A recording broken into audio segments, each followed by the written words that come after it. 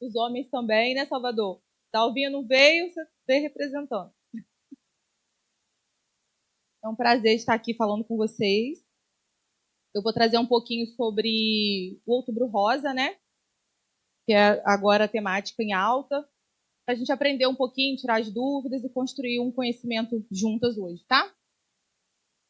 O tema é o autocuidado feminino, a importância da prevenção e do diagnóstico precoce. Quem me conhece, né? Eu sou Laira. Pode passar, pode. Aqui, gente, vou começar um pouquinho falando sobre as mamas, né?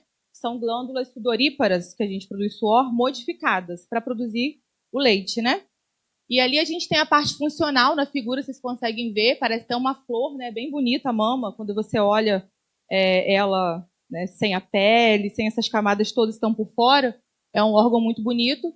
E a parte que funciona da mama são os lóbulos que vão, não vai dar para eu apontar aqui, mas dá para vocês seguirem ali a setinha, que vão produzir o leite, e esse leite, pelos ductos, vai ser ejetado, né, através dos mamilos para alimentar o bebê.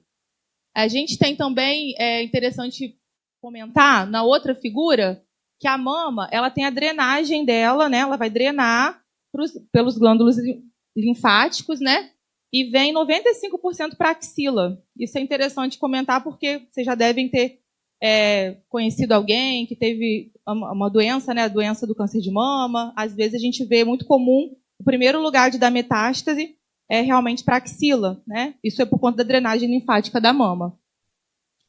Também é interessante que as mamas elas terminam completam o desenvolvimento delas só depois da gestação. Então, quem nunca passou pela gestação não vai ter a maturidade total da glândula mamária, né? Então, a gente só tem os lóbulos, eles se transformam. Então, eles só vão completar essa transformação durante o período gestacional, né? E elas não são idênticas, então a gente tem diferença entre uma e outra, principalmente para receptor de hormônio. Então, por isso que, às vezes, você vai ter o câncer se desenvolve apenas em uma delas, né? E a densidade mamária também é uma coisa importante. A mama ela é mais durinha quando a mulher é mais jovem. Conforme ela entra na menopausa, ela vai sendo o tecido, a parte funcional da glândula, vai virando gordura. Então, a gente fala que é uma lipossubstituição. Isso é o processo natural, tá? Agora, falando um pouquinho do câncer de mama, né, que é a importância do tema, trazer para vocês. Em 2021, ele se tornou o câncer mais diagnosticado e a principal causa de óbito entre as mulheres, tá? No nosso país, ele é o câncer ginecológico mais frequente, é o que da parte ginecológica é o que mais a gente vê acometendo as mulheres.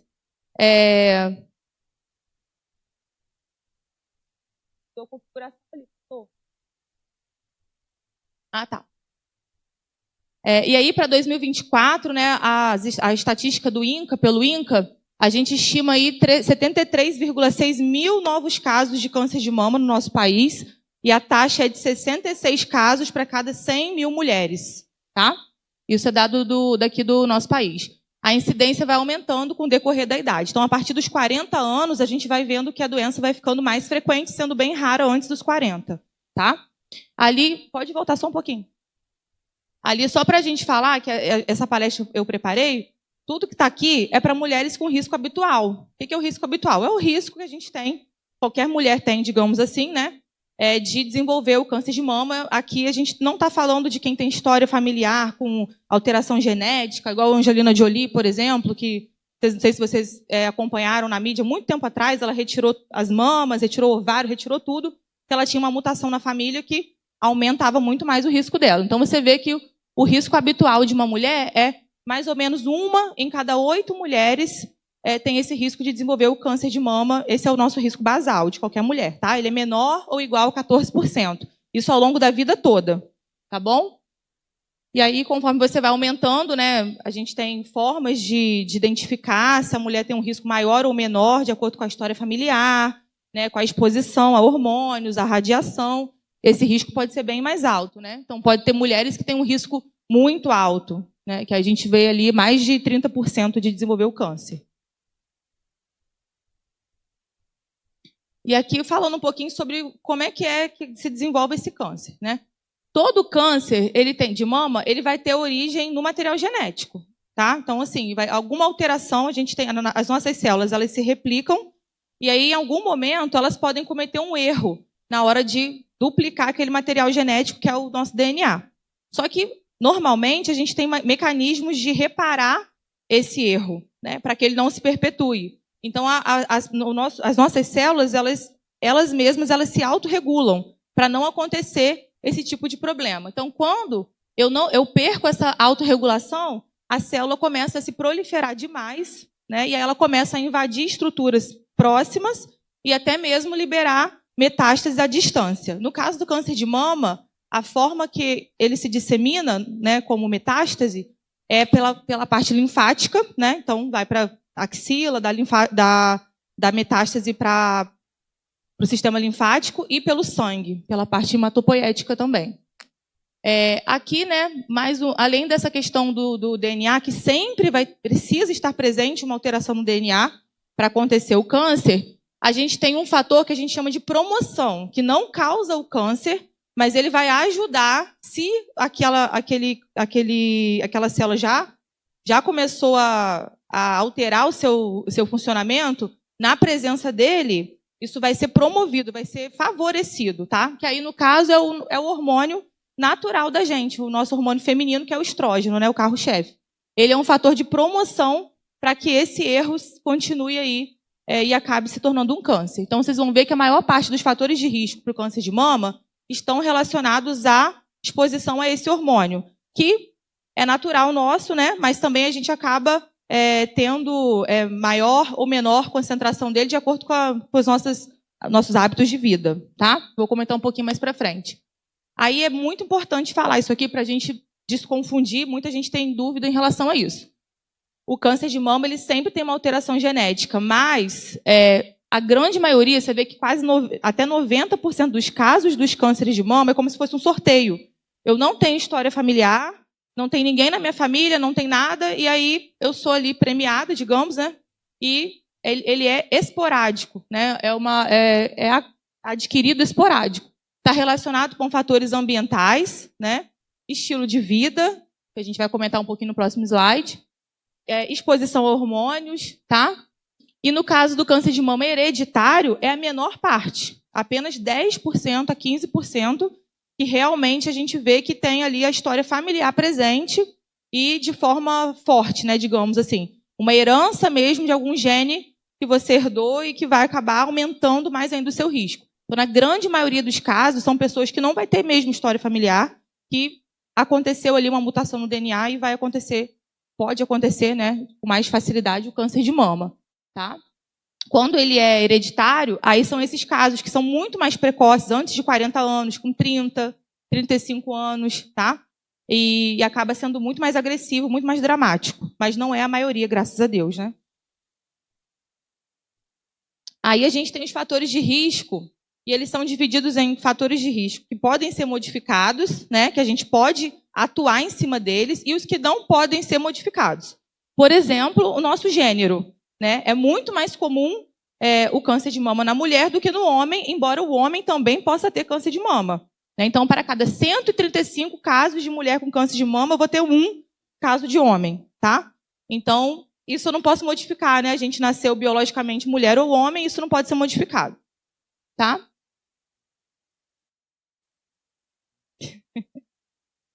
A idade, né, também a gente não vai poder modificar, e a partir de 40 anos a gente já vê que aumenta bastante o risco de desenvolver o câncer de mama. Menarca precoce e menopausa tardia. Você vê que tudo está relacionado com a exposição ao nosso hormônio, ao estrógeno. Então, quem menstruou muito cedo e quem entrou na menopausa e parou de menstruar muito tarde tem um risco um pouquinho mais elevado, né, do que quem não teve essas condições. História reprodutiva. A mulher que nunca engravidou, que nunca teve uma gestação, tem mais risco, tá, do que a que já gestou. A ausência de amamentação. A amamentação protege a nossa mama porque durante a gestação eu termino de amadurecer os lóbulos. Então eu vou ter alguns lóbulos que só chegam no seu desenvolvimento completo durante a gestação. Então quem não amamenta, quem não gesta, vai ter também esse aumento de risco. Exposição a hormônio, né? Então quem se expõe à terapia de reposição hormonal, ou até mesmo a pílula anticoncepcional, tem um risco, gente, é muito discreto. Eu comento porque é um fator de risco, mas o risco é muito discreto esse aumento, tá? Isso aqui não é nada que aumenta 3 vezes a chance de ter, nada assim, não. É um aumento muito discreto. E por isso que a gente tem que selecionar bem qual é a mulher que vai poder usar um anticoncepcional hormonal, qual é a mulher que vai poder fazer uma terapia de reposição na menopausa. A gente seleciona justamente para não aumentar o risco se alguém já tiver um risco mais alto do que aquele basal que a gente conversou de 1 para cada 8. Radiação torácica, quem recebeu ali radiação antes dos 30 anos para fazer algum tratamento, às vezes, né, um câncer, né, na tireoide, quem foi irradiado tem um risco maior, sendo que é importante comentar que a radiação da mamografia das campanhas de rastreamento não aumenta o risco de câncer de mama, tá? Não é é desprezível, tá bom? Então não precisa ficar preocupado com a radiação da mamografia para isso. E antecedentes pessoais ou familiares, parentes de primeiro grau que a gente fala, tá? Então é principalmente mãe, irmã e filha com história de câncer de mama, principalmente se for antes dos 50 anos e principalmente se for nas 2 mamas. Esse risco é mais alto ainda, sendo que tia também é importante. Não botei ali, mas tia não é parente de primeiro grau, mas também é importante, tá? E se você tem aquele câncer lá hereditário mesmo, que é o mais raro, só 10 a 15%, comprovado, o risco é bem maior, de 60% chega até 85%, quando eu tenho ali aquela herança mesmo na família, tá? Igual a Angelina Jolie, que a gente comentou. A obesidade também vai expor a gente a mais hormônio. Por quê? O nosso tecido adiposo, quando a gente está em excesso de peso, o tecido gorduroso, ele faz conversão hormonal também, ele produz estrona, que é um tipo de estrógeno. Então, eu nunca fiz reposição hormonal, mas estou acima do peso na pós-menopausa. O risco vai ser aumentado, tá? E o álcool chega até a 10%, né, o consumo de álcool pelas mulheres também aumenta muito o risco. E a densidade mamária aumentada. Lembra que a gente comentou que a mama vai virar gordura com o tempo. Então, tem mulheres que demoram muito para fazer essa substituição. Então, quando a mulher na pós-menopausa ainda tem uma mama muito densa, né, muito durinha, o risco também é maior. Aqui estou mostrando como que acontece essa lipossubstituição. A mama ali, tá vendo? Tá igual um algodão na primeira foto, né? Uma mama jovem. Ela tem muito mais parte funcional do que gordura. Conforme vai passando o tempo, com a idade, ela vai ficando cada vez com menos esse esbranquiçado, né? Ela vai virando gordura, vai perdendo aquele tanto de glândula que ela tinha. Isso é um padrão normal, né? E dessa forma a gente tem um risco menor de desenvolver o câncer de mama, tá bom? Agora, falar um pouquinho sobre a prevenção, né? Que é o nosso principal meta, que é conscientizar vocês a respeito disso. A prevenção a gente faz através do rastreamento, tá? Que é quando a gente está tentando buscar a doença em mulheres que não têm nenhum sintoma. Se eu quero fazer uma mamografia porque eu já vi que eu estou com nódulo, aí eu não estou rastreando, eu estou tentando diagnosticar. Aí o cenário já não é tão favorável, né? Então, quando a gente fala em rastreamento do câncer de mama, ele é para ser mesmo sistemático. É para fazer do jeitinho que é recomendado. Mulheres que não têm sintomas vão se submeter a fazer a mamografia, que é o principal exame que a gente tem, para tentar perceber lesões bem iniciais, antes daquilo ali já virar e se instalar na forma de uma doença avançada, tá? Então, aqui, a mamografia depois da instituição desse método de rastreio, a gente teve uma redução na mortalidade. Então, é um exame muito importante. Um dos principais exames que a gente tem redução de mortalidade pelo câncer é a mamografia. Reduziu até em 30% depois que a gente começou a implementar os programas de rastreio.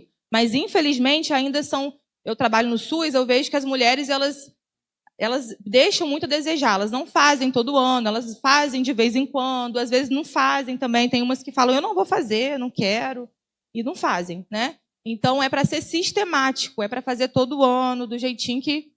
Obrigada. Que é recomendado mesmo, que eu vou comentar com vocês. Então, as mulheres com risco habitual, que foi, né, a grande maioria, igual a gente conversou, pela Sociedade Brasileira de Ginecologia e Obstetrícia, pela Sociedade Brasileira de Mastologia, que é o pessoal que cuida da mama especificamente, e pelo Colégio Brasileiro de Radiologia, eles preconizam que a gente comece Eles preconizam que que a mamografia comece a partir dos 40 anos de idade, tá, gente? Todo ano, de forma anual, até os 74 anos de idade. Aí com 74, com 75, para? Depende. Então, se a mulher chega com 75 anos e ela não tem muitas doenças, assim, muitas comorbidades, ela tem uma expectativa de viver de 7 anos ou mais, a gente continua fazendo rastreio. A gente só vai parar se ela chegar com 75 anos e não tiver uma perspectiva de viver 7 anos pelo menos, ou se ela não aguentar o tratamento do câncer de mama. Então, se é uma mulher que chega rígida, que chega bem, com 75, a gente continua rastreando. Até, né, se ela for capaz, a saúde dela for boa, porque ela seja capaz de passar por um procedimento, caso ela tenha câncer, né? E possa aguentar o tratamento, então ela continua sendo uma paciente que vai continuar rastreando, tá? Agora, pelo Ministério da Saúde, que segue a recomendação da OMS, esse rastreio ele é pensado também na parte financeira do SUS, né? Então, ele é pensado de forma populacional. Não está pensando só naquele indivíduo, está pensando em quanto que eu tenho que inserir de recurso financeiro também para conseguir controlar a doença. Então, pelo SUS, ainda é a partir de 50 anos, a cada 2 anos, através da mamografia, a gente para com 69 anos de idade. Tá? Isso aí, se você for fazer seus exames de forma gratuita pelo SUS, tem município que não tem regulação, que não proíbe, né, caso a mulher seja mais jovem, mas tem, em Friburgo, por exemplo, tem uma regulação muito forte, e você não consegue fazer de graça se você não tiver 50 anos, pelo menos, ou se você já tiver passado os 69, tá? Pode passar. O tratamento é todo ofertado pelo SUS. Tem uma lei que, se você tem câncer, você tem até 60 dias. Para rastreamento, para mulher que não tem nada, é de 50 a 69. O tratamento todo pode ser feito pelo SUS. E deve, né? Tem lei para isso. Para você poder ser... A partir do momento que você diagnostica um câncer, você tem até 60 dias ali para começar a ter eles darem um segmento no seu tratamento. Você não pode ficar esperando mais tanto tempo, não. Aqui é mostrando, né, para os homens que não devem ter noção de como que é isso, o mamógrafo, né, mais antigo até, e ali como é que é a imagem, né, que fica. A mamografia, ela também evoluiu, né, graças a Deus. Tinha a mamografia convencional, até doía mais, as mulheres reclamavam mais. Agora a gente já tem a digital, que ela é melhor, ela é em 2D, e ela melhorou também a sensibilidade do exame de conseguir detectar lesões.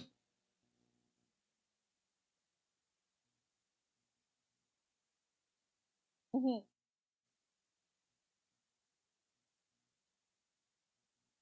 Os mamógrafos mais antigos são piores ainda. Os digitais, a mamografia digital melhorou um pouquinho esse aspecto também. As máquinas mais modernas.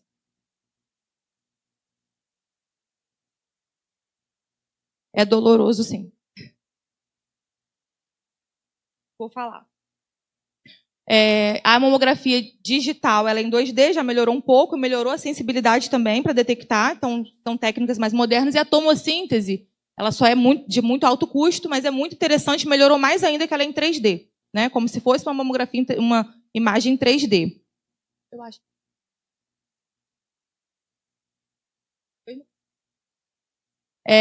Agora, sobre o autoexame, né? O autoexame, gente, é a título da gente conhecer o nosso corpo, tá? Então, ele começa pela inspeção, que é na frente do espelho, que a mulher vai olhar. Que a mulher, no dia a dia, com filho, com marido, com casa, às vezes ela não tem tempo nem de se olhar no espelho, nem viu, nem percebeu que tem alguma coisa diferente ali.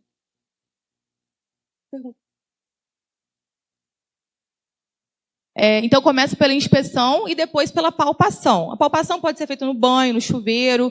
A gente só orienta as mulheres que são mais jovens, que ainda têm ciclo menstrual, para fazer nos 10 primeiros dias do ciclo. Porque antes após esse período, a mama ela vai acabar ficando mais inchada por conta do ciclo menstrual. Então, ela vai ficar micronodular. Você vai palpar um monte de coisa ali que é tudo normal e, às vezes, você fica até achando que está com alguma coisa, tá? Então, nos 10 primeiros dias ali, a partir da menstruação, durante o banho, pode eleger. E quem já não menstrua mais, está menopausada, pode eleger um dia do mês para fazer isso. Mas isso, gente, não é para mais estratégia de prevenção. Tá? Não é mais recomendado como estratégia de prevenção ao câncer de mama. Isso é para você se conhecer E caso perceber alguma coisa alterada, você poder, né, procurar logo a assistência médica. E o que eu ia comentar, o nódulo, para a gente conseguir palpar, no mínimo, é 1 centímetro. Então, se eu for esperar ter 1 centímetro de um nódulo para eu perceber na palpação, já pode ser uma doença mais avançada, mais difícil de tratar. A mamografia, ela consegue ver microcalcificações, assim, coisas muito pequenas que a ultrassonografia não consegue. Por isso que é o exame de eleição. É através dela que a gente reduziu a mortalidade, não foi através do ultrassom. O ultrassom, ele entra para complementar, principalmente nas mulheres que são muito jovens, que a mama é muito densa. Então, você viu naquela primeira imagem que fica muito branca a mamografia. Então, pode estar escondendo alguma coisa ali. Por isso que a gente sempre complementa com ultrassom quando a mulher é muito jovem. Se for uma mama que não é densa mais, que a radiação penetra numa boa, você consegue ver, não precisa complementar. Mas na mulher jovem, a gente já pede junto, para fazer pelo mesmo profissional, no mesmo momento, já faz a mamografia e faz o ultrassom também. Aí aqui são algumas imagens de mamografia. A mamografia, gente, vem com uma nota, né? Então ela pode ser BIRADS 0, 1, 2, 3, 4, 5, 6. De acordo com a nota que vem na mamografia, a gente sabe o risco daquela mulher ter câncer, tá? E, inclusive, a gente sabe qual conduta que a gente tem que tomar diante daquele caso ali. Se eu tenho, ali não tem, não tem. Ali tem um BIRAD 0, por exemplo. Tá tão branco que eu não consigo ver nada. Então, não sei se eu não estou vendo que não tem ou se eu não estou vendo que eu não estou conseguindo ver. Então, aí ganha uma nota 0. O que eu vou ter que fazer com essa mulher? Vou ter que pedir ela para complementar o método. Então, ela vai ter que fazer um ultrassom, ela vai ter que fazer uma ressonância, ela vai ter que fazer outro exame para a gente conseguir saber se está tudo bem mesmo, tá? Esse é o 0. O 1 e o 2 são achados completamente benignos. Não tem, o risco de câncer é 0, tá? Então, o 1 eu não achei nada de diferente. No 2, vamos supor, se a mulher tem silicone. Silicone não é normal de achar, é um achado. Então, ela vai ganhar BIRADS 2, só por causa do silicone, tá? O risco de câncer é 0, mas ela ganha uma notinha 2. A partir do 3 é que a gente começa a ter que manejar aquilo ali. A ultrassom a gente usa para complementar a mamografia. Para rastrear o câncer de mama, tem que ser através da mamografia. Até quem tem prótese de silicone é a mamografia. Não é o... Não, a gente usa para complementar. Quando, por exemplo, uma mulher com silicone também, que é muito comum, né, prótese de silicone, que você fez a mamografia, tem como fazer, tá? O rastreio é normal, igual uma outra mulher. Só que, às vezes, você precisa complementar com ultrassom, com a ressonância, né? A mulher que tem mama muito densa, às vezes a gente precisa da ressonância também para complementar, mas ninguém foge da mamografia, porque foi o exame que diminuiu a mortalidade, tá? É o exame que consegue ver as lesões iniciais que outros métodos não conseguem, tá? Ali tem o 2 e o 3, tá? Só para ilustrar. A partir do 3, o risco é muito pequeno ainda, tá? O 3, né, no caso. Mas a gente já tem que começar a acompanhar. Então, se vem um BIRADS 3, geralmente eu tenho que repetir outro método de 6 em 6 meses. Porque eu achei alguma coisa ali que ainda não tem, assim, grandes riscos de câncer, mas a gente acompanha para ver como é que essa lesão vai se comportar. Se ela fica do mesmo jeito, de 6 em 6 meses durante um ano, eu sei que aquilo ali não vai progredir para nada, né? Aí a gente tem o 4, que já é mais problemático, tá? O 4, o risco dele, a gente divide em A, B e C ainda, né? Mas aí vai aumentando já mais a chance, a probabilidade de ser uma lesão maligna, tá? E o 5, que aquele ali já é uma lesão bem feia, a gente fala que é espiculada, parece um sol, né? Assim, cheio de raios. Já é uma lesão que tem bastante risco de ser um câncer de mama, tá? E o 6 é uma pessoa que já tem câncer de mama. Ela sabe que ela tem, já está diagnosticada. Aí é o BIRADS 6. Tá? Ali tem o risco, né? O 0 é inconclusivo. O 1 e o 2, 0 risco para câncer. BIRADS 3, menor do que 2%, menor ou igual. Então é muito pequeno, é o que a gente acompanha de 6 em 6 meses. Tá? Do 4, ele tem de 3 a 94% de risco. Né? De 3% a 94%. Então, assim... A gente tem que ficar de olho, geralmente vai pedir biópsia, vai pedir alguma outra intervenção ali para ver o que está acontecendo. O 5, o risco é muito alto, maior ou igual a 95%, foi aquela lesão assim, igual um sol que a gente viu. E o 6 é quem já sabe que tem mesmo câncer, tá? Aí, gente, o Outubro Rosa era para falar sobre a parte do câncer de mama, mas aproveitando que em março, ninguém liga para março, né?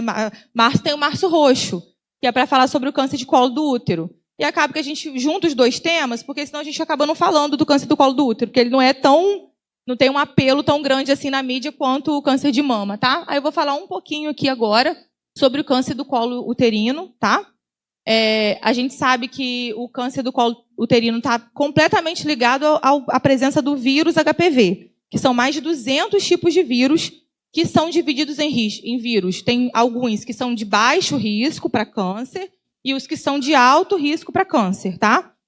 Os que são de baixo risco, eles causam as verrugas comuns, verrugas simples, verruga genital, tá? E os que são de alto risco têm capacidade de causar câncer de boca, língua, garganta, ânus, vários cânceres, vagina, pênis, tá? E o do câncer também do colo uterino. O HPV está presente em 99,7% dos casos de câncer do colo do útero. Então, é basicamente uma condição necessária para ter o câncer, né? A presença desse vírus. 80% das mulheres vão ter pelo menos uma infecção, né? Vai ter uma virose pelo HPV na vida. Então, é muito prevalente, né? E 90% das mulheres vão eliminar em até 2 anos. Tem uma boa imunidade, conseguem clarear e botar ele para fora e se livram dele. Tá? E apenas 10% das mulheres que tiveram essa infecção vão persistir ali com aquela infecção durante muito tempo. Essa persistência do vírus ali no colo é que vai acabar causando o câncer no colo uterino. A transmissão acontece pelo contato sexual, tá? E compartilhamento também de objetos, fomites, né, que a gente chama, também relacionados à atividade sexual. Então, a gente sabe que tem que ter essa preocupação, né? O preservativo ele vai prevenir, mas não completamente, por conta ali da bolsa escrotal, tá? Então, ele ajuda, mas não é 100%, tá? O câncer no colo uterino já é o segundo ginecológico mais frequente no Brasil, tá? E a terceira causa de morte por câncer entre as mulheres. Tem lugar do país, né, lugar mais desfavorecido, né, Nordeste, esses lugares com condições socioeconômicas piores, né, que a doença é muito mais negligenciada e ele é o primeiro. Ele ganha até do câncer de mama. Infelizmente, porque é um câncer que tem até vacina para prevenir, né? Isso é muito triste, a gente falar isso. Não, é o mesmo grupo de vírus de sempre, que dá verruga, que dá câncer no colo do útero, mas não tinha, assim, né, grandes estratégias de rastreio, né? Isso já é mais novo.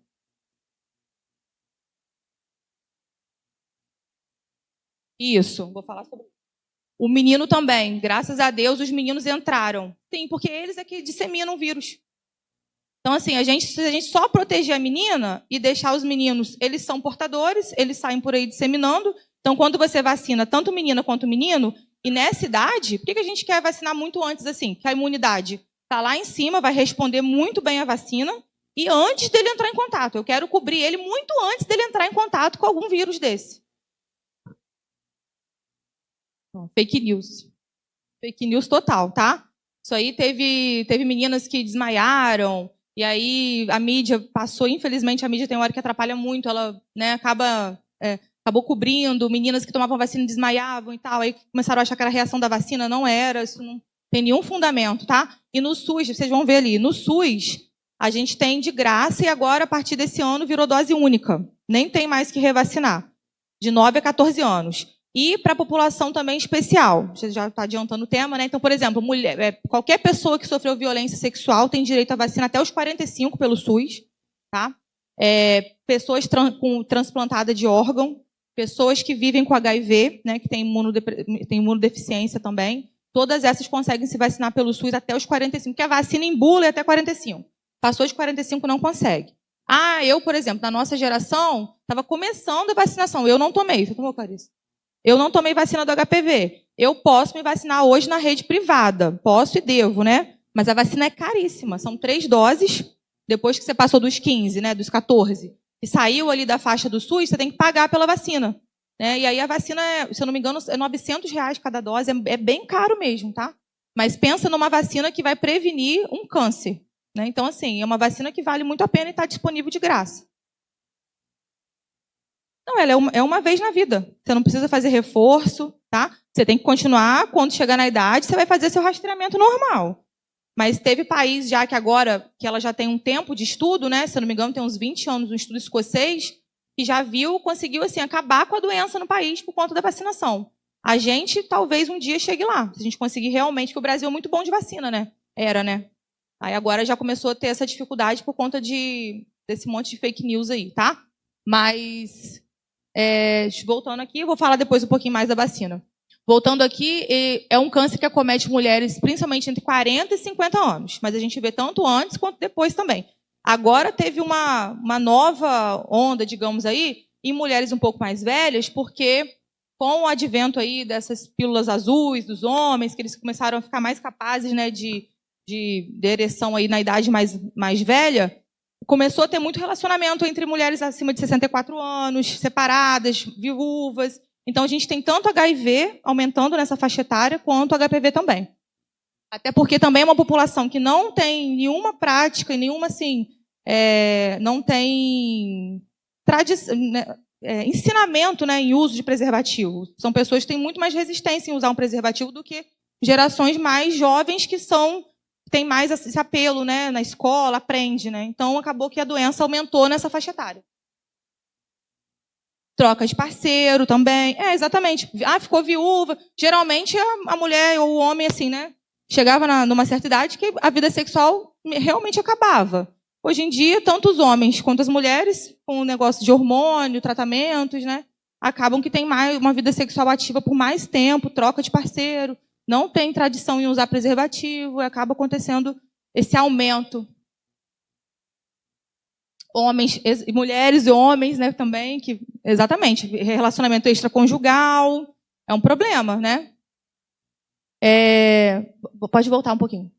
O diagnóstico, o rastreio é acessível, de graça, é muito barato, então é uma estratégia de rastreamento populacional que não gasta tanto assim, né? Mas tem muita dificuldade de ser implementado, porque as mulheres, elas não vão. O que a gente vê no SUS? Está tendo particular. Eu tenho as mulheres, aquele grupinho que faz tudo todo ano direitinho. E tem umas que não vão fazer nunca, né? E essas que não vão fazer nunca, geralmente são mulheres na periferia, nos grandes centros, mulheres com um nível socioeconômico menor, menos acesso à educação. Então, a gente vê que a doença acaba prevalecendo nesses grupos, porque são mulheres que não fazem. Tem muito caso de homem, marido, que não deixa a mulher ir fazer também, tá? Tem muita mulher, eu trabalho na zona rural e que só faz... só se for enfermeira. Se for um enfermeiro... E no SUS, você não pode escolher se vai ser uma médica, um médico, um enfermeiro. Então, tem muito essa questão ainda também no Brasil, muito forte. Então, falei já do baixo custo, né? E além da questão do exame, a gente chama de preventivo, a gente chama de Papa Nicolau, né? Bem famoso. A vacinação está disponível, foi o que a gente já comentou, tá? Tanto na rede privada quanto na rede pública. Fatores de risco, né? Paloma estava comentando aqui baixinho, não sei se vocês ouviram. Início precoce da vida sexual, porque aí você vai se expor muito mais parceiros. É a exposição ao vírus, né? Os fatores de risco. Multiparidade, então aquela mulher que engravidou várias vezes, né? Então provavelmente ela não usou camisinha todas aquelas vezes que ela engravidou. Então ela vai aumentar o risco também. Número elevado de parceria sexual, que aí eu aumento a chance de ter uma infecção sexualmente transmissível. Qualquer infecção sexualmente transmissível favorece o danado do HPV também. Então, sífilis, né, condilomas, qualquer outra infecção acaba favorecendo também o HPV. Tabagismo, porque o cigarro ele deprime a nossa imunidade. A mulher que fuma, ela não consegue fazer aquela eliminação do vírus. Então, ela pega a virose do HPV e não consegue eliminar tão bem, tá? A imunossupressão, né? Então, a pessoa que tem HIV, né, a pessoa que é transplantada ou tem uma doença autoimune que usa remédio para diminuir a imunidade, isso também favorece. Antecedentes de infecção sexual transmissível e a única condição que não está ligada ao HPV, porque vocês viram que era 99,7%, então faltou 0,3%, né? Seria ali a deficiência da alfa-1 antitripsina. É a única coisa, uma doença que tem, raríssima, que pode favorecer ter um câncer no colo sem ser por conta do HPV, tá? Mais de 99% das vezes é o danado do vírus que está ali mesmo. Aqui falando sobre a prevenção primária, né? Vacinação. Gente, olha a eficácia ali. Vocês estavam falando sobre vacina, vocês duas. Olha a eficácia. 96,7%. Até 96,7%. Lembrando que a vacina não previne somente o câncer no colo do útero. Ela vai prevenir câncer de laringe, câncer de ânus, vulva, vagina, outros cânceres também, tá? Por isso também os meninos pênis também devem ser vacinados. A vacina do SUS, ela cobre 4 tipos. De 200, eu tenho um grupinho que é de alto risco. Desse alto risco, os piores, né, que são esses 4 tipos piorzinhos, a vacina do SUS, ela cobre justamente esses 4. Ela se chama quadrivalente por isso, né? E aí a gente vai dar para meninas e meninos de 9 a 14 anos. Esse ano passou a ser dose única. E aí para aqueles outros grupos que eu já comentei, né? Paciente que está com câncer, tratando com químio, rádio, paciente transplantado, paciente que sofreu abuso sexual, uma pessoa vivendo com HIV, ou homens e mulheres, né? Que, nesse caso, né, vão receber 3 doses, com 0, 2 e 6 meses, tá? O SUS vai cobrir tudo isso de graça. Já no particular, a vacina cobre 9 tipos de vírus que são de risco para fazer câncer. Ela tem alto custo, isso é um ponto negativo, mas ela protege contra 9 tipos, então ela cobre 5 a mais. E ela vai ser realizada de 9 a 14 anos também, ou para qualquer pessoa até os 45, tá? Com 3 doses também, tá bom? E sempre vale a pena. Se a pessoa tem condição, mesmo que ela fez a do SUS, a gente continua recomendando que faça apelo particular também por conta desse aumento aí da cobertura. Falar sobre o rastreamento. As mulheres já são acostumadas, né, já sabem mais ou menos como é que é. Ali o kitzinho, um dos tipos eu botei para ilustrar, do que a gente usa. Você vê que que usa pouquíssima coisa. É um espéculo ali de plástico, né? Tipo um bico de pato. Uma espátula, uma escovinha e uma lâmina. É só isso que a gente precisa para fazer o rastreio, tá? Pelo SUS, né? Pelo Ministério da Saúde, até esse ano, que isso está para mudar. Ele começa com 25 anos, com a condição de que a mulher tenha iniciado a vida sexual. Se ela não iniciou a vida sexual, ela não vai fazer o rastreio, tá? A gente faz 2 exames anuais. Se eu tenho 2 exames anuais, eu fiz esse ano, fiz ano passado, 2023, fiz esse ano e veio negativo. Eu posso fazer a cada 3 anos, tá? E a gente encerra aos 64 anos com a condição de que eu tenha 2 exames negativos documentados nos últimos 5 anos. Aí eu posso parar de rastrear o câncer no colo do útero, tá? Isso aí é bem documentado, bem presente nas recomendações para rastreio pelo Ministério da Saúde. Os métodos de rastreio. Aquele que você viu ali é o convencional, né? Que a gente vai pegar, fazer um esfregaço. A gente pega ali o colo do útero da paciente, passa a espátula, coloca numa lâmina, igual está naquela primeira foto ali. Vai na escovinha, colhe mais um pouquinho ali da célula, bota na lâmina. Isso, um ser humano, né, um outro colega, patologista, vai levar para o microscópio, vai olhar, vai ver ali. Então, se você pensar, tem uma cadeia aí de pessoas que vão estar atuando para fazer aquele laudo, né? Então, eu tenho a pessoa que colheu, tem que ter colhido bem, ter feito uma boa lâmina, e eu tenho o colega que tem que estar olhando aquilo ali, não pode ter pegado sol, estragado a lâmina, várias coisas podem acontecer ao longo do processo. Para melhorar isso, a gente já tem a citologia em meio líquido, que você não faz lâmina, você joga tudo ali dentro de um líquido, num frasquinho, e aí você faz a pesquisa do HPV, você leva aquilo para uma máquina, é automatizado. Então, eu já não tenho ali o fator humano atrapalhando muito o laudo do meu exame, tá? E aí, agora, a gente tem a pesquisa do HPV molecular, que é o quê? Procurar material genético do HPV naquela amostra. Isso vai revolucionar. Eu falei que era até esse ano, porque isso já tem uma portaria do Ministério da Saúde, se eu não me engano, é de março ou abril de 2024, que a gente vai começar a incorporar isso no SUS. Isso agora, no Brasil, você só consegue fazer em consultório particular. Tá? Fica um pouquinho mais caro, mas vale a pena, porque você pesquisa o material genético do HPV ali naquele frasquinho. Você não precisa de ninguém olhando ali na lâmina, olhando no microscópio, aquela coisa toda, não. E aí muda completamente a forma, né? Tem mais sensibilidade do que eu olhar na lâmina. Eu reduzo a quantidade de falso negativo. Então, mulheres que vai vir com o resultado normal, mas que tinha HPV ali, eu não vi, né? E eu também tenho a possibilidade de autocoleta. Não é o ideal, mas a própria mulher poderia colher as cegas ali, o material, botar no frasquinho e mandar. Então, melhoraria, né? Em outros países, isso já é uma realidade, tá?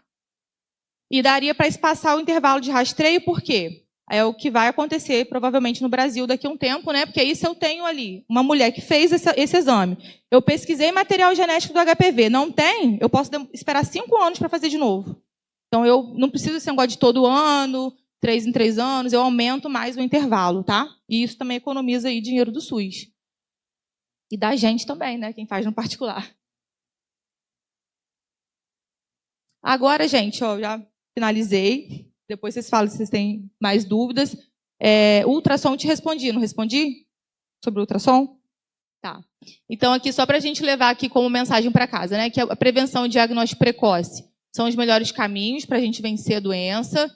Os hábitos de vida saudáveis também têm grande impacto, principalmente o peso, principalmente na pós-menopausa, tá? Mas isso tem que ser construído desde... Não adianta eu falar para uma mulher que foi obesa a vida toda que quando ela faz 50 anos, que é pior idade para perder peso, que ela tem que emagrecer. Ela tem que começar esse processo desde nova, né? Tentando manter ali um hábito saudável, não ganhar peso, que a gente sabe que isso vai evitar o câncer de mama, por exemplo. Tem total ligação. Evitar consumo de álcool, não fumar, né? Fazer atividade física, tudo isso vai estar relacionado com a prevenção desses cânceres. A mamografia é o exame que tem impacto na mortalidade, deve ser feito de forma rotineira em quem não tem nenhum sintoma. Então, não tenho que ficar esperando aparecer um caroço para eu procurar o posto para fazer mamografia. E o Papa Nicolau deve ser realizado também rotineiramente para detecção de lesão precursora, porque quando vem um resultado alterado no preventivo, a gente, dependendo do que for, a gente só repete em 6 meses, a gente só repete de 6 em 6 meses por 1 ano. Às vezes precisa fazer um exame mais elaborado, uma biópsia, tá? E às vezes a própria biópsia já está tratando. Porque a gente sabe que demora quase 10 anos do vírus ali para ele causar um câncer. Então, realmente, se a gente conseguir ser efetivo no rastreio, a gente vai conseguir ser efetivo em diagnosticar e tratar a doença antes de levar uma pessoa à morte, por exemplo, né? E a vacinação é uma estratégia eficaz para a prevenção do câncer no colo uterino. Aí era isso que eu trouxe para falar com vocês hoje. Se tiverem alguma dúvida, quiserem falar alguma coisa.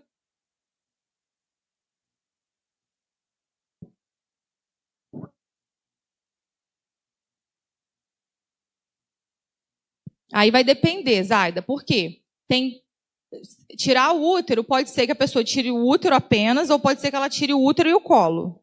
Aí primeiro tem que saber se deixou o colo ou não, né? E aí a segunda coisa, vamos supor que deixou o colo. Ou então que ela tirou o útero e o colo por conta de uma doença por HPV. Aí ela vai continuar fazendo da cúpula vaginal. Conforme você tira esses órgãos, fica ali o fundo da vagina, fundo cego. Você continua colhendo ali, caso ela tenha tido histórias de doença antes de fazer essa cirurgia. E se ela tem a presença do colo, a gente vai continuar também. Mas a maioria das pessoas, quando tira, né, acaba tirando o colo também. Mas aí vai depender do histórico dela também, tá? Então, não sei se já tem chance de câncer que você está falando. Então, a gente continua fazendo os exames normal, deveria fazer, mas é uma população que fica muito negligenciada, né? Então, por exemplo, no consultório de ginecologia, a gente atenderia homem trans, né? Que é uma mulher biológica que fez a transição, mas ela continua tendo, a não ser que ela retire, ela continua tendo a mama, e é uma população que, para se adequar à sua perspectiva, à sua expectativa ali enquanto gênero, né? Ela, não sei se vocês conhecem essa realidade. Colocam faixa, aperta muito para esconder a mama. São várias estratégias que eles usam, né, para tentar adequar ali o corpo. E aí tem uma prevalência também grande ali desse tipo de câncer do colo, por exemplo, né, porque são mulheres biológicas, por conta de compartilhamento de objetos sexuais. Então, a gente continua fazendo atendimento, mas é muito difícil eles procurarem, porque aquela pessoa não se enxerga como mulher, né? Então, primeiro, ela vai ter que enfrentar uma barreira dela procurar o serviço. Segundo, vai ter que enfrentar o preconceito do médico que está ali, da própria recepção e tudo mais. E, assim, é difícil. São várias barreiras que tem que enfrentar. Então, acaba que nessa população, você vê que a expectativa de vida nem é a mesma. A gente sabe que sofrem muitas violências. Eu não sei se tem um estudo específico para a incidência de câncer de mama, por exemplo, nesse tipo nessa população específica. Não sei te responder. mas a gente sabe que eles ficam muito às margens ali, inclusive na questão da saúde. Mas a gente atende, né? Ele está falando porque a gente faz eles podem fazer hormonização, né? Que é o homem biológico que quer ser mulher, usa altas doses de hormônio. Pelo SUS, a gente tem o tratamento para fornecer, vamos dizer assim, com mais segurança, que é o médico prescrevendo. Mas eles não vão no serviço, eles fazem o que o colega, o que o amigo, o que alguém indicou. Então, eles usam doses cavalares de hormônio por conta própria.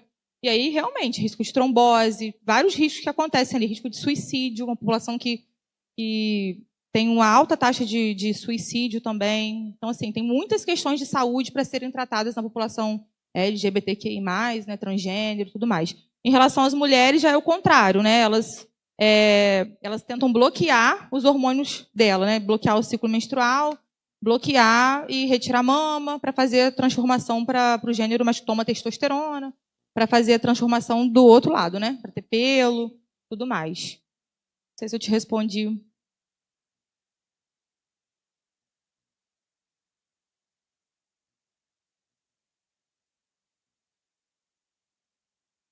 Assim, né? A grande maioria dos casos, o homem ele não vai ter a lesão, ele é portador do HPV e ele vai contribuir aí para disseminar pelas mulheres. Mas, por exemplo, relacionamento homoafetivo entre duas mulheres, por exemplo, ela também, se ela for portadora do HPV e compartilhar um objeto, né? Ou mesmo durante as práticas sexuais entre elas também vão transmitir.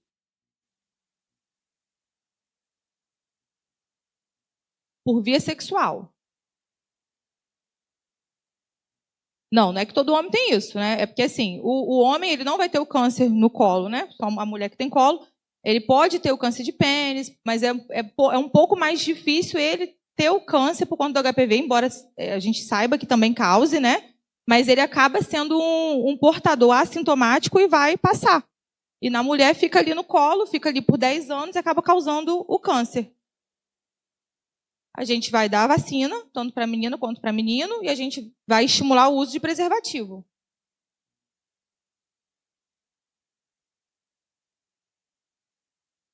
Não, aí você vai fazer seu rastreio, entendeu? Você vai fazer só a sua estratégia de rastreio. Não, é isso aí. O que ele entrou em contato na vida dele antes de casar, né, digamos assim, mas foi o que a pastora colocou. Você confia no seu parceiro, né? Mas assim, é através da relação sexual e fomites, que a gente chama, por exemplo, vibrador, qualquer coisa que use na relação sexual. Por isso que a gente fala objetos, né? Porque entre pessoas homoafetivas, acaba que eles compartilham muito esses objetos assim. Ah, não, isso aí... Claro, você pode pegar outras doenças, né, também. Pois é. O negócio é a gente fazer de acordo com o que está escrito na Bíblia, né? Então acaba que muita coisa que a gente sofre é por conta do que não obedecemos.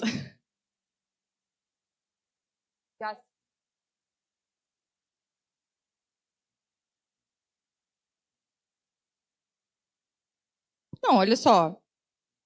Mas isso aí já. Você pode pegar várias outras coisas também, mas assim, essa questão de pegar, por exemplo, HIV, porque o vírus, né, ele não fica viável. É uma partícula, né? Não tem. O vírus ele não é provido de célula, né? Ele é uma partícula que precisa invadir uma célula para ele adquirir capacidade de se reproduzir. Então ele não vai ficar durando assim no ambiente. Cada um tem um tempo de duração ali que a gente estima, mas ele não fica perpetuado ali muito tempo em superfície inerte, digamos assim. Entendeu?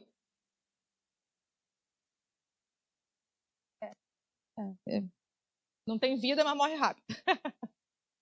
Mais alguma coisa, gente? A pastora passou aqui para eu falar Gênesis 2, capítulo 2, versículo 24, que fala assim, né? Por isso deixará o homem seu pai e sua mãe e se unirá à sua mulher e os dois serão uma só carne, né? E aí a gente está conversando sobre tudo isso, né? A título de informação mesmo, né? Educação em saúde, para que vocês possam replicar também, para que vocês possam saber. Mas você vê que muitas coisas aqui, principalmente o HPV, essa questão da promiscuidade, de muitos parceiros, iniciar a vida sexual muito cedo, tudo isso vai contribuir para a gente ter essa infecção, né? Mais alguma coisa? A gente teve um caso agora recente, foi até na escola do meu menino. Uma menina acho que ela tem 32 anos, uma mulher, né, de 32 anos, e aí ela simplesmente faleceu. Ninguém sabia o que era. Não sei se alguém aqui ouviu falar, mas foi bem falado isso, né? Tem uma semana, eu acho que a missa dela de 7º dia foi agora.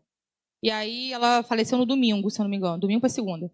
Ela faleceu. E aí quando a mãe, na verdade ela passou mal, a mãe levou ao hospital. Segundo foi a história que chegou a mim, tá, gente?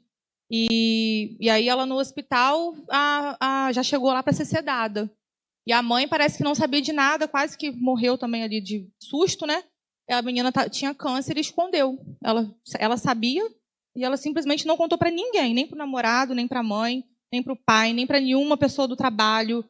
Ela simplesmente ficou com aquela informação, não tratou e foi levando até morrer. Foi escolha dela mesmo, sim.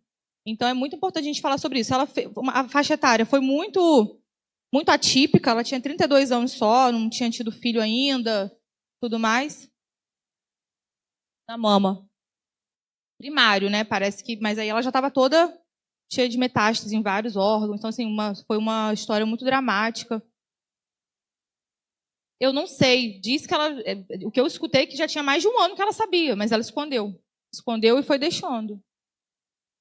E aí a gente não sabe o que se passou na cabeça dela, o que se passou no coração dela, o que ela pensou, qual foi a angústia, né? Mas é muito comum, diante de um diagnóstico desse, a pessoa ficar, né, em negação, aquelas fases do luto, né? Às vezes ela realmente não quer tratar. Tem um caso na unidade também que a gente sempre pede a moça para gravar vídeo, né? Para a gente apresentar nas palestras lá, na unidade, no posto que eu trabalho. Que foi o marido que percebeu. Ela varrendo casa, ele foi brincar com ela de alguma coisa, abraçou ela assim, aí foi com a mão na mama dela e percebeu que tinha um caroço. Ele que percebeu. E aí, quando ela foi ver, ela realmente tinha um caroço, foi câncer de mama, mas conseguiu tratar, tá, já tem mais de 5 anos. E aí tá lá. Então, por isso que a gente fala, né? Não é desprezível o autoexame. Ele só não vai servir para rastreio. Mas é importante você conhecer seu corpo, né? Saber o que está acontecendo. Tem mulher que negligencia e nem olha mais, né? Só fica lá na luta. Gente, mas era isso. Alguém tem mais alguma coisa para colocar? Também é importante que eu não coloquei na palestra, porque eu já achei que ia passar muito. Mas é importante a gente também lembrar, né, no mês do Outubro Rosa, da prevenção à violência doméstica, que também assola muitas mulheres, né, infelizmente, muitos lares. Então a gente também tem que estar atento a isso, a sinais de violência. Mulheres que às vezes têm muitos problemas de saúde e tudo mais, e reclamam muito de alguma coisa, procuram muito o sistema de saúde, com muitas doenças, às vezes tem alguma coisa por trás daquela queixa ali, né? Então, o gabinete do pastor, ele deve também reconhecer algumas coisas da pastora, né? Então a gente sempre está atento para intervir em caso de violência doméstica, lembrar da saúde cardiovascular, né, das mulheres. Não querem, tem. Mas é sempre importante a gente estar atento e, nesses casos, a gente tentar fazer uma medida de, tipo um SOS. Então tá bom, então você não quer procurar ajuda, não quer denunciar, ok, mas vamos fazer um plano de emergência. Se acontecer alguma coisa, a pessoa tem que ter um contato com alguém, tem que ter documento dela, dos filhos, com alguém de confiança, para que ela possa se fugir mesmo de uma situação mais grave. Então isso a gente tem também como orientar, né? Mesmo que ela não queira denunciar.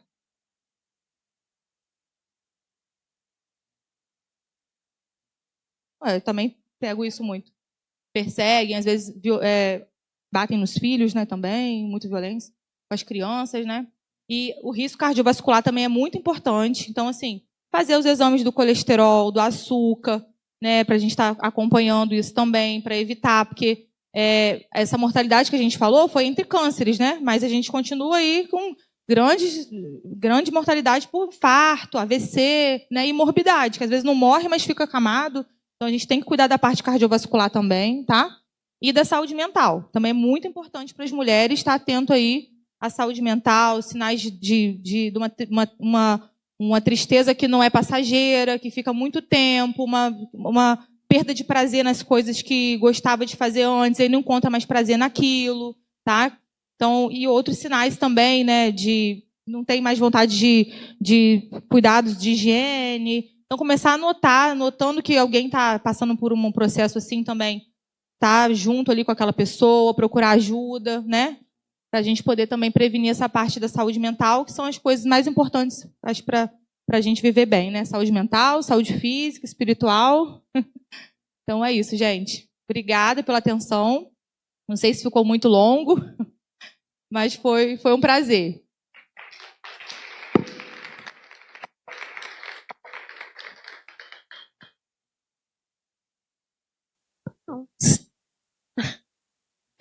Deu um longo.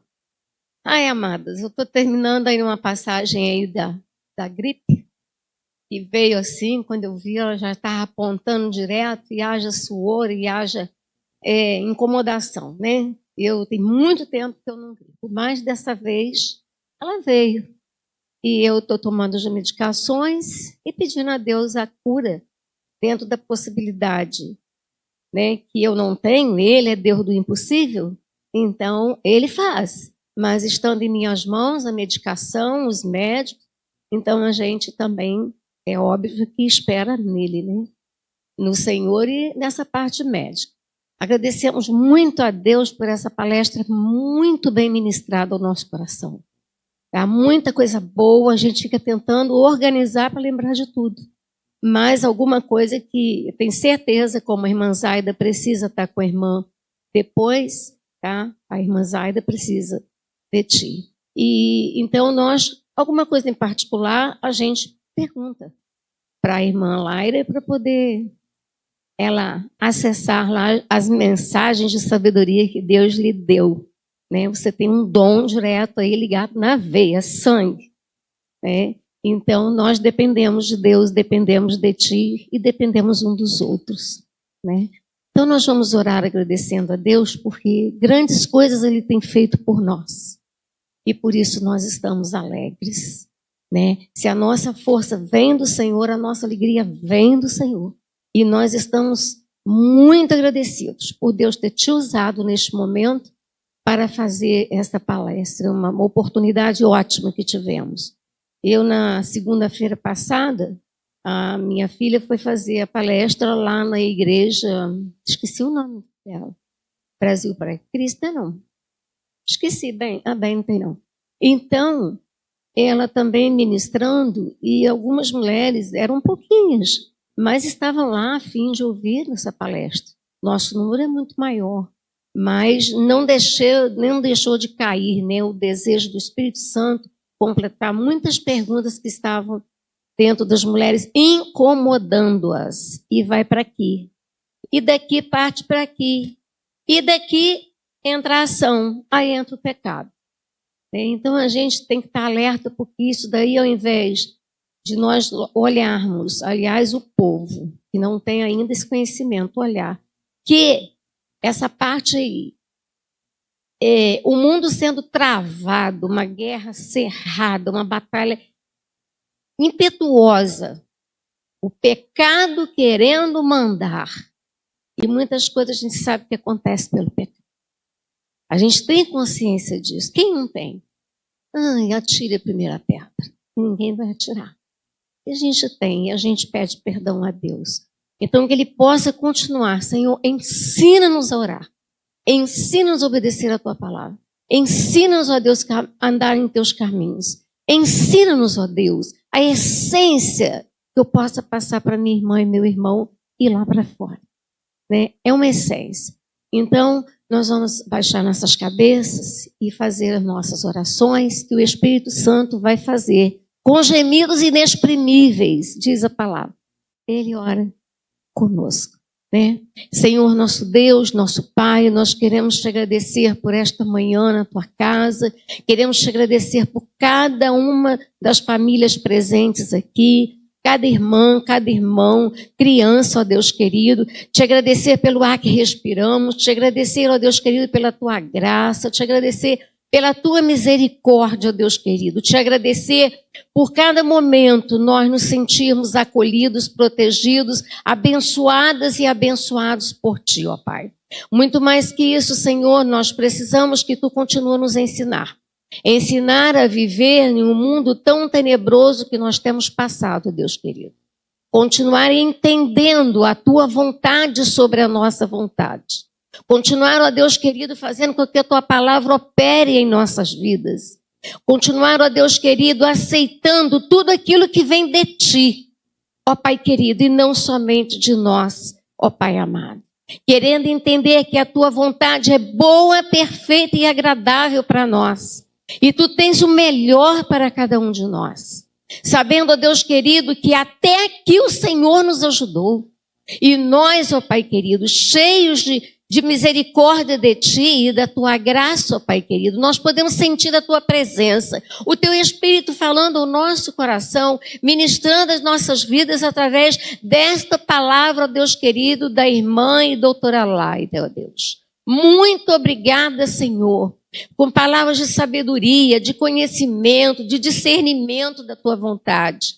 Que nós possamos, ó Deus querido, deixar povoar em nós essa essência que é passar, ó Deus querido, recebendo e passar a tua palavra de maneira, Senhor, puramente verdadeira, eficaz, ó Pai querido. Toma nossas vidas em tuas mãos, continua operando desde o nosso pastor, a todos aqueles que puderam estar aqui e aqueles que não puderam, ó Pai amado.